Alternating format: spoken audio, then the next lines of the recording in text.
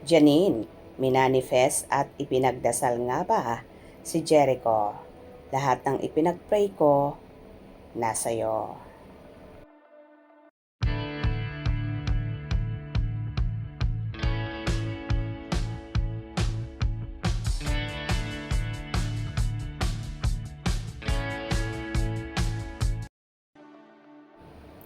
Ipinagdarasal ng kapamilya actress na si Janine Gutierrez na sanay si Jericho Rosales na nga ang kanyang maging forever.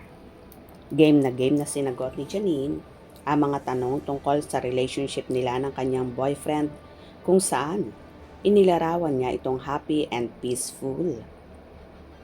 Sa panayam sa kanyang Oh My God, pinuri-puri ng dalaga si Echo bilang karelasyon at kung gaano siya kaligaya ngayon sa kanyang love life.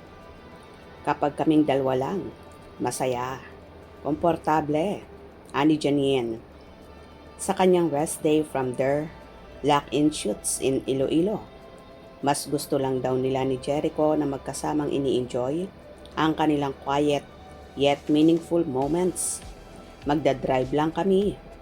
Ang ginagawa namin, nag-drive kami, dumaan sa simbahan, dumaan sa museum, kumain. Very simple lang. Parang just happy to spend time together. Kwentuhan ang pahayag ni Janine.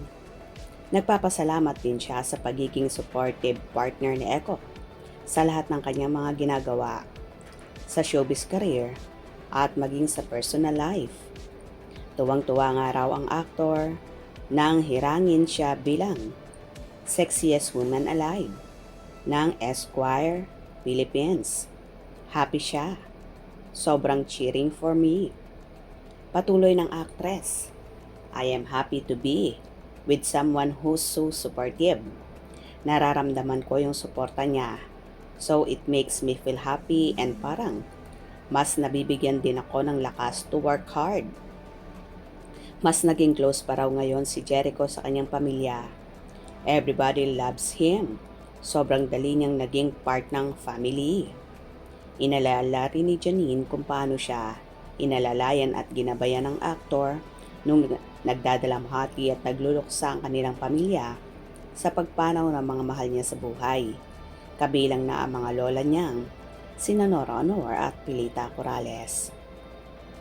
He was there all the time. Ang dami niyang inaasikaso na itulong sa amin kahit sa pag-entertain sa mga tao, pag-asikaso ng mga kailangan sa wake, ani Janine. Samantala, nireveal ng actress na bago sila naging magjowa ni Echo, gumawa siya ng listahan ng mga qualities na nais niya sa kanyang future partner. When I met Echo, I was like, oh my God, lahat ito, siya, lahat ng mga hinihingi ko kay Lord, nakikita ko sa'yo, ani Janine.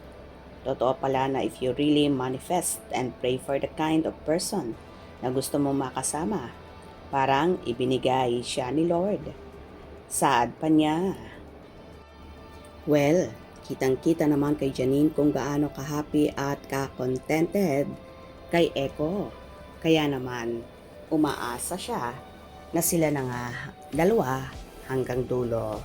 Kayo, gusto nyo ba yon? Kung nagustuhan nyo ang video na ito, comment down below.